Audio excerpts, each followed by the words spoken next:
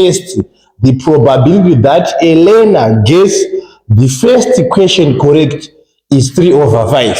Andika? Whatever bafando bata kuti kana aita correct, zero kuti wrong yacho inonga iri 2 over 5. Andika? If the learner gets it correct, the probability of getting the second one correct becomes 4 over 5. Andika? Zero kuti probability kuti the second one inonga incorrect 1 over 5. Mpawisaka. If the learner fails the first question, andika, the probability of getting the second one becomes 1 over 5. Right? It's okay.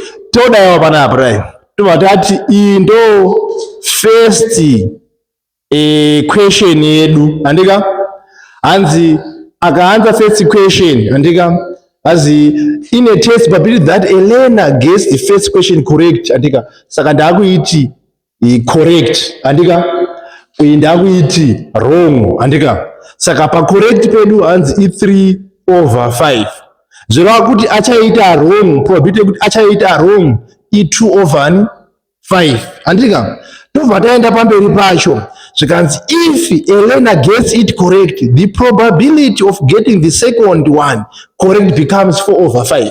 Ndobva ndadaiwo kunoku ndati ndokwane second what question correct wrong andika saka kana ikawa correct manje andika apa hanzi ichi i4 over 5 andika saka kuwa wrong inonga irichi 1 over 5 ndizo.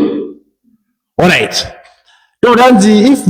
If the learner fails the first question, the probability of getting the second one becomes 1 over 5. Anduzonaka. Saka tabataya panapa kana kaanza the first one correct. Andika and the second one anonga probability kuona 4 over 5. Andika zero kuti kuita dzakwache 1 over 5. Kati mudzoka panapa pane parabauti tieso badisa. If the learner fails the first question, the probability of getting the second one andika is 1 over 5. Zvakasikana chinga atadza andika kuti azogone imweni yacho probability yekuti agone the second question i 1 over 5 andika saka kunomudati correct kunomudati chi wrong andika saka anzi kuti awane correct kana achinge ambotadze kutanga probability 1 over 5 andika ndizvere saka yekuwa wrong ndeyekuti ichi i4 over 5 tiri kuirana here mandidzokoro dzimubate in a test the probability that a learner gets the first question correct is 3 over 5 ndikati correct ndo first question 3 over 5 kana achinge atadza i2 over 5 andika if the learner gets it correct, the probability of getting the second one correct becomes 4 over 5. That 4 over 5. Andika, so the lot my chance the question is 1 over 5. Alba wisaka. If the learner fails the first question, the probability of getting the second one is 1 over 5. On that correct 1 over 5. Saka wrong yake is 4 over 5. Alba wisaka. That is all. That was complete the tree diagram. 3 marks zirapa tatotora mahara ndedzemahara idzi. Upa wisere. Tatotora kuti tozotangoita cheta. Totora patanzi hence or otherwise find the probability that the learner who answers 2 questions gets both correct. Ndizo here. Right. Sakatina correct.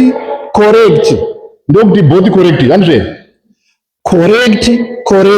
Such that 3 over 5 multiplied by 4 over 5. Ndizvo here apa tocheka multiply directly 3 times apa ndena 12 over 25. That's the probability yekuti achawana esema question ichi correct. Ndizvo here. Tobva tauya pamberi pacho. Hence or otherwise find the probability that the learner who answered 2 questions gets none of the 2 questions correct. Tikati nani kuti kudini? Kuti hapana kaya anogona kana. Saka i wrong. Andizve. as none of them correct. Already wrong. Already 2 over 5 multiplied by 4 over 5. Top this up 8 over 25. They good probability yekuti achawana ese asiri correct. Driver, last one. Hence or otherwise, find the probability that the learner who answered 2 questions gets only one of the question correct. Only one of the question correct. Sakatina correct wrong. Andika na wrong na correct is zakadaiz. Those are 3 good days. This way. That's only one of the question correct. This way. Sakandisha nyora 3 over 5 correct. Imwe yacho anobva itadza ndokuti only andika ndotora pari kutadza fail nepass ndotora pass nefail andika sanotora pass nefail yake that multiply by 1 over 5 ndati plus amanotora wrong neanonga agona saka ndakuti 2 over 5 multiply by 1 over 5 kudai andika tobudisa 3 over napa 25 plus apa ndi 2 over napa 25 subtract ndizve tongo add zvapo tobudisa 5 over 25 tikaireduce to its lowest term. Remember nofanira kusiya zvinhu zvako zviri to its lowest term andizve 1 apa over 5. That's the probability yekuti achawana anowana only one question iri correct, one answer iri correct, gets only one of the answer correct, one of the question correct. Saka ndokuti 1 over 5 panga pane 10 marks space up apa kuita apa 3 marks apa ma 2 ma 3 nene wotopedza question yako. Saka probability ngazinonetsa kana zvakadai hapana chinonetsa handiti.